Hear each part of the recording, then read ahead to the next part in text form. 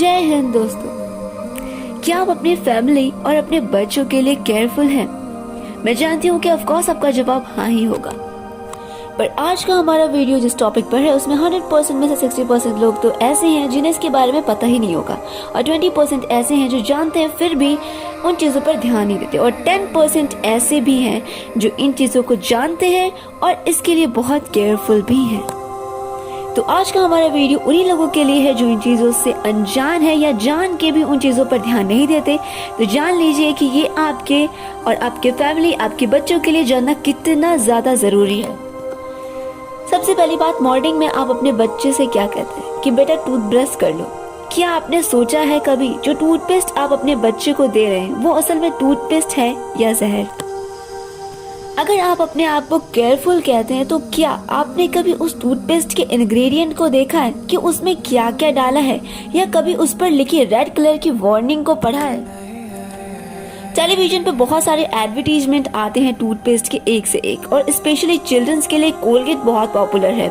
एक से एक ऐड आते हैं, उसके लिए बच्चे भी कभी कभी ऐड करते हुए नजर आ जाते हैं। क्या आपको पता है बच्चों के लिए कितना हार्मफुल है कोलगेट? कोलगेट के पीछे डिब्बे पे साफ साफ लिखा है रेड कलर से, चलिए आइए जानते हैं क्या लिखा है। Keep out of the reach of children under 6 years of age. इसका मतलब है कि 6 साल से कम के बच्चों को इससे दूर रखें। और क्या लिखा रहता है? If more than use for brushing is accidentally swallowed, get medical help or contact a poison control center right away। इसका मतलब है कि अगर आप गलती से इसे घोट जाते हैं तो तुरंत मेडिकल हेल्प लें या पॉइजन कंट्रोल सेंटर से कांटेक्ट करें। पॉइजन कंट्रोल सेंटर से कांटेक्ट, पॉइजन मतलब जहर। अगर पॉइजन कंट्रोल सेंटर से कांटेक्ट करने के लिए कह रहा है तो इसका साफ साफ मतलब है कि टूथपेस्ट पॉइजनस है, यानी कि जहरीली है। कोई भी कंपनी अपने प्रोडक्ट की डीमेरिट्स को कभी नहीं बताना चाहती, लेकिन अगर वो कंपनी अपनी डीमेरिट्स को लिख रही है, क्यों? क्योंकि उसको लिखना मजबूरी है। लेकिन ये सब लिखने के बावजूद अगर हम ध्यान नहीं दे रहे हैं तो इसमें हमारा फॉल्ट है, इसमें हमारी कमी है। पर हम इतने बिजी होते जा रहे हैं कि हम इन चीजों पर ध्यान ही नहीं दे रहे हैं। हाँ, वही जब प्रॉब्लम बढ़ जाती है तो हम हॉस्पिटल में वही बचाया हुआ समय लगा देते हैं, वो भी एक्स्ट्रा पैसे के साथ। क्या आपको पता है कि टूथपेस्ट में कितने हार्मफुल केमिकल्स मिलाए जा रहे हैं? उनको हमारे हेल्थ से कोई मतलब नहीं है। आपको अपने हेल्थ के लिए खुद केयरफुल होना पड़ेगा। सबसे पहला हार्मफुल केमिकल है सोडियम लॉरियल सल्फेट। पता है ये क्या कर सकता है? ये क्या है?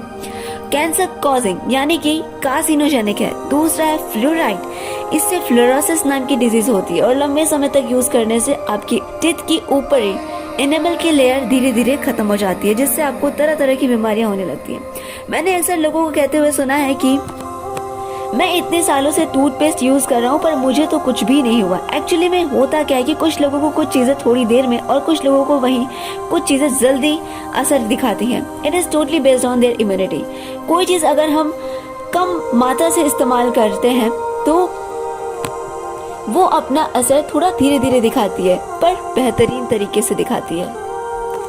पहले ये एजेड लोगों में सुनने में मिलता था कि उनके दांतों में पानी लगना, ठंडा गर्म खाने में दिक्कत होना, लेकिन अब ये प्रॉब्लम कॉमन होती जा रही है और ये बच्चों में भी देखने को मिलता जा रहा है। ये इसलिए हो रहा है क्योंकि हमारे पास पैसा बढ़ चुका है, हम बहुत मॉडर्न हो चुके हैं, दातुन नहीं टूथपेस्ट और टूथब्रश पे आ चुके हैं। जानते हैं टूथपेस्ट में तो वही केमिकल्स यूज किया जाता है, सिंथेटिक डिटर्जेंट, जो कि आपके वॉशिंग पाउडर में भी यूज करते हैं टूथपेस्ट में झाग लाने के लिए। सुबह सुबह जो टूथपेस्ट आप यूज करते हैं ना, उसमें जानवरों की हड्डियों का भी इस्तेमाल किया जाता है। अब इतना कुछ जाने के बाद भी अगर आप टूथपेस्ट ही करेंगे तो फिर आप सोच लीजिए कि आप अपने हेल्थ के लिए कितना केयरफुल हैं। अब टूथपेस्ट करने के लिए टूथब्रश तो चाहिए। टूथब्रश का भी एक से एक एडवर्टीजमेंट आता है। मेरा टूथब्रश फ्लेक्सिबल है, सॉफ्ट है, एक्स्ट्रा फ्लेक्सिबल है, वगैरह वगैरह चीजें। कुछ लोग बहुत महान होते हैं जो कि 1 घंटे 2 घंटे तक अपने दांतों को ब्रश से रगड़ते रहते हैं। ये नहीं जानते कि ब्रश मसूड़ों को छिल देता है, और ज्यादा ब्रश करने से दांत की ऊपरी लेयर खत्म होने लगती है। मसूड़े अगर कमजोर पड़ जाएं तो दांत भी धीरे धीरे कमजोर होने लगते हैं और इससे तरह तरह की दांत की परेशानियां होने लगती हैं। टूथपेस्ट और टूथब्रश हमारे देश में कभी नहीं था, ये विदेश से हमारे कल्चर में आ गया, वो भी एडवर्टीजमेंट के थ्रू। यूरोप एक ऐसा देश है जहां दांतों की सबसे ज्यादा प्रॉब्लम है और वहां पर डेंटिस्ट भी बहुत ज्यादा पाए जाते हैं। पता करने में पता चला रीजन क्या है, सब टूथब्रश और टूथपेस्ट का कारण है, क्योंकि वहां हमारे देश की तरह नीम और बबूल जैसी अनमोल पेड़ों के दातुन नहीं मिलते।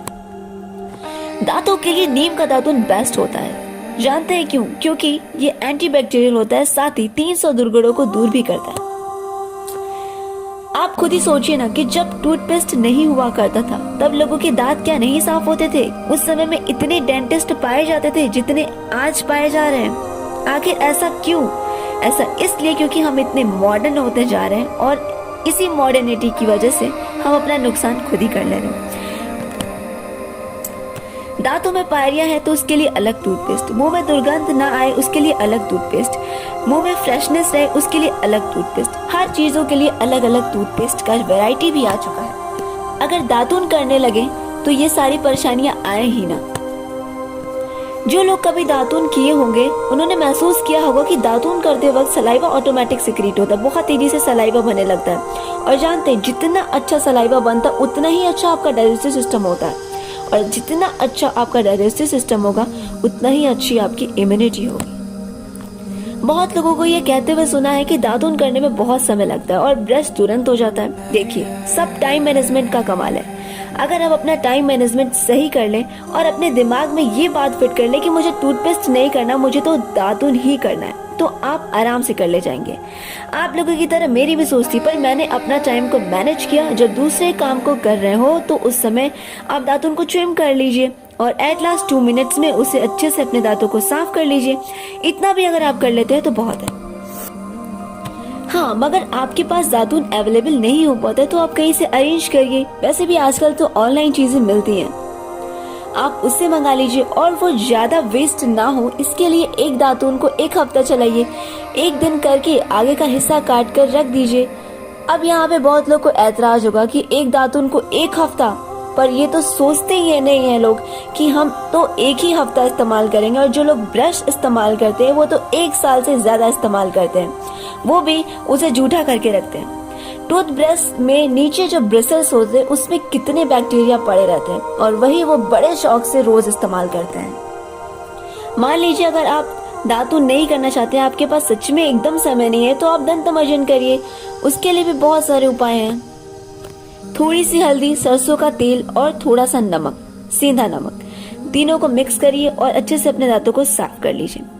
अगर ये भी नहीं कर पाते हैं तो गोरी की राख जो होती है, जो गोबर से गोरी बनती है, उसकी राख प्लस नमक और प्लस थोड़ी सी फिटकरी, ये तीनों मिक्स करके कर लीजिए। इससे अच्छा बेस्ट दंत मंजन तो कोई हो ही नहीं सकता। बेस्ट दंत मंजन है। वो भी नहीं तो नींबू का छिलका तो मिल ही सकता है, उसकी ऊपरी परत जो होती है, जो ग्रीन कलर की होती है, उस पे नमक लगा के अच्छे से अपने दांतों को रगड़ लीजिए, वो भी बहुत अच्छा है। ये भी नहीं हो सकता तो आम का पत्ता तो कहीं से अवेलेबल हो ही सकता है, उसको पीस लीजिए या ट्रिम करके उसी से अपने दांतों को रगड़ कर साफ कर लीजिए। आपके दांत एकदम कट करने लगेंगे और साथ ही आपके दांत का पीलापन भी खत्म हो जाएगा। अब इतना कुछ बताने के बाद मुझे नहीं लगता कि अब कोई बहाना बचता है टूथब्रश या टूथपेस्ट छोड़ने का। अगर अब भी कोई बहाना बचा हो तो हमें कमेंट जरूर करिए, मैं उसका भी तोड़ बताऊंगी आपको। तो आज के लिए इतना ही। उम्मीद करते हैं कि आप इन सब चीजों को फॉलो करेंगे। इसके साथ ही मिलते हैं अगले वीडियो में, तब तक के लिए नमस्कार।